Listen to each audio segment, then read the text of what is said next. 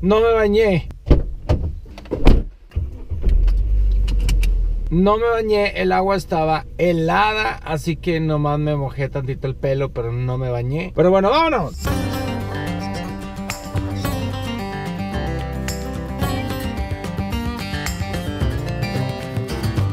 Viajeros, estoy llegando a una ciudad vecina de Cork y se llama Cobh.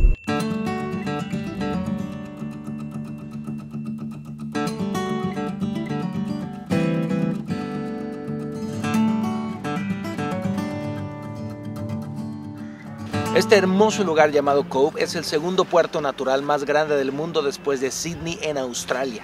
Tiene muchísima importancia en la historia de Irlanda, ya que la historia de este país tiene varios capítulos un poco tristes.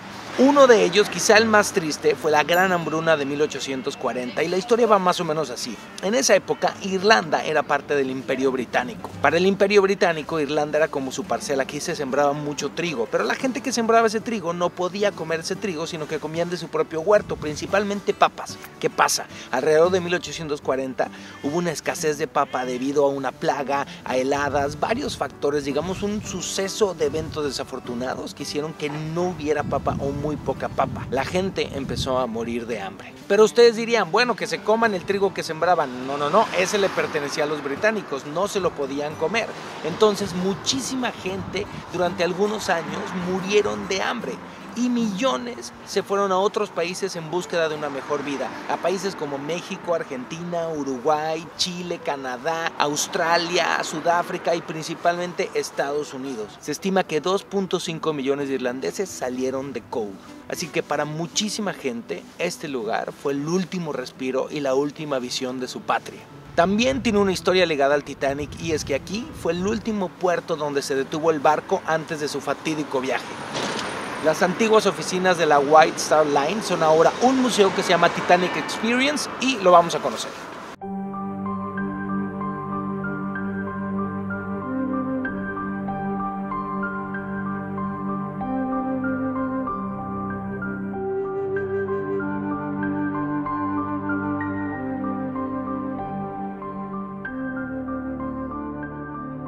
Oigan, está padre la experiencia del Titanic, solo son tours guiados, pero te explican perfectamente todo y también hay en español, aunque el que yo tomé es en inglés. Pero bueno, te explican toda la historia del barco, pero principalmente hablan de los pasajeros que abordaron aquí en Cobh. Fueron 123 personas que se subieron al Titanic en este sitio, 3 en primera clase, 7 en segunda clase y 113 en tercera clase. Este de acá atrás es el muelle original por el cual se subieron las personas, aunque el Titanic no anclaba aquí, sino detrás de esta isla que se llama Spike Island, porque era muy complicado, tomaba mucho tiempo llegar hasta acá, pero bueno, se subían unos tenders y de ahí los llevaban hacia el Titanic. Tu boleto es un símil de un boleto del Titanic y tiene nombre y todo, y mi pasajero era de tercera clase y se llamaba Patrick Fox, y al final te das cuenta si sobreviviste o no. Yo no sobreviví, tenía 28 años y desaparecí y nunca encontraron mi cuerpo. Ese fue mi destino. Pero el museo, la verdad, está entretenido, tiene muchos audiovisuales, puedes ver la reproducción de una cabina de tercera clase, de una de primera clase, y me gustó, está bueno, ¿eh? Esta es la estatua de Annie Moore. También les he contado de Ellis Island en Nueva Jersey, que es un lugar que visitas cuando haces el tour de la Estatua de la Libertad. Bueno, pues ella, Annie Moore, fue la primera persona que fue procesada a través de ese nuevo centro de inmigración en Ellis Island, y fue irlandesa, y aquí está su estatua. Nació en Cork, pero salió de aquí hacia el sueño americano. Felicidades, Annie Moore. Cobh en algún momento cambió su nombre a Queenstown porque lo visitó la reina Victoria. Luego, cuando Irlanda se independizó, le regresaron su nombre gaélico original, que es Cobh. Para conocer más sobre la historia de este puerto, está aquí The Queenstown Story. Ese bonito edificio que es el Cobh Heritage Center. Oh yeah, oh wow.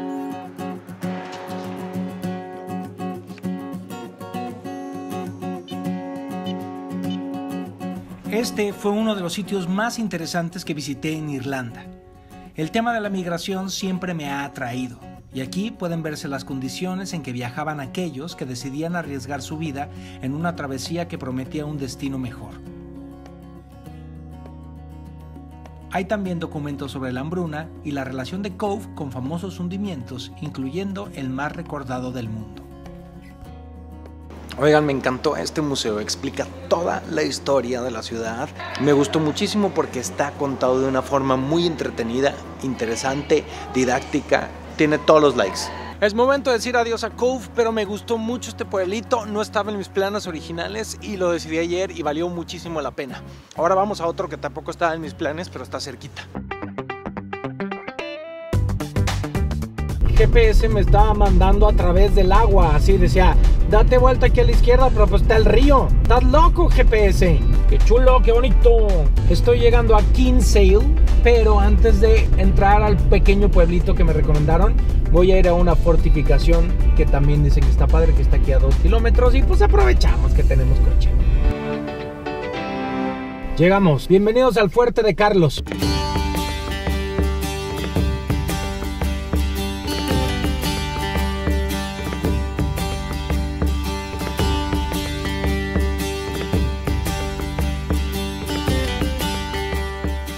El Fuerte de Carlos fue el proyecto de ingeniería más ambicioso de Irlanda en el siglo XVII. Fue construido por los británicos para proteger el puerto de Kinsale, que es el más al sur de la isla y por lo tanto de vital importancia. Se usó hasta 1921 y cuando los ingleses se fueron lo destruyeron bastante. Hoy en día se puede visitar por 4 euros y las vistas son increíbles.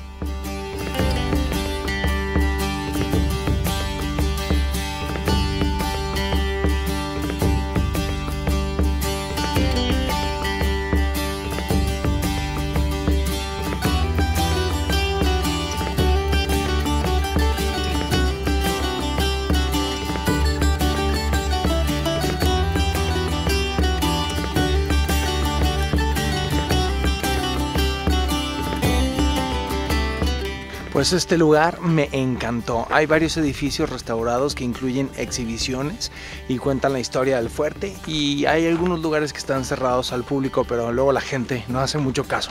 Qué padre sorpresa y gracias al recepcionista de Sheila's Hostel que me lo recomendó.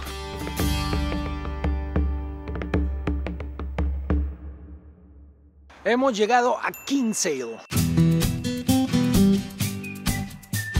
En este lugar se llevó a cabo la batalla, probablemente la más famosa e importante de toda la historia irlandesa. Los británicos estaban reconquistando Irlanda, pero los irlandeses estaban defendiendo con todo. Los irlandeses contaban con el apoyo tanto del Papa como de España, porque por ser países católicos eran hermanitos. Entonces el rey de España había prometido ayudar a Irlanda contra los británicos. Mandaron al ejército español que llegó aquí a Kinsale, pero el ejército irlandés estaba en el norte. Entonces ya vino el ejército irlandés y lo único que tenían que hacer era esperar a que los británicos se quedaran sin comida y sin nada porque no tenían provisiones.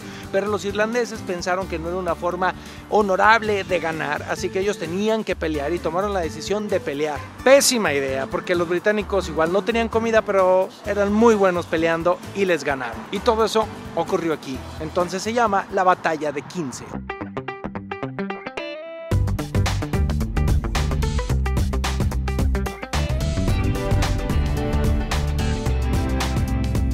Me paré nada más para que vean esto, vean qué belleza esto.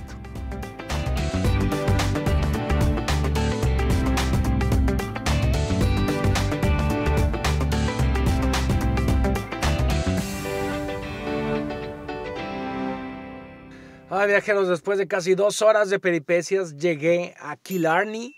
Este es el segundo lugar más visitado de toda Irlanda después de Dublín. Y aquí quiero mostrarles una opción de alojamiento muy popular en toda Irlanda y el Reino Unido, que son los Bed and Breakfast.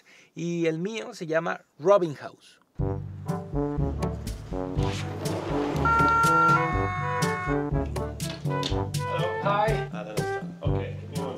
Viajeros, pues esto es un bed and breakfast, que es básicamente un pequeño hotel. Muchas veces es la misma casa de los dueños que rentan unos cuartos o casas que se han acondicionado para tener un pequeño hotel. No suelen ser muy grandes, no rebasan generalmente las 15 habitaciones, a veces tienen 3 o 4.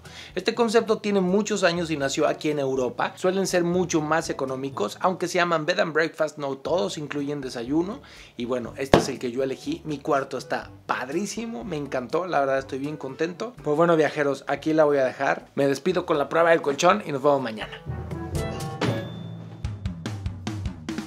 El Ring of Kerry o Anillo de Kerry es un circuito que es una de las carreteras panorámicas más bonitas de Irlanda. Esas son las ruinas del castillo Ballycarbery.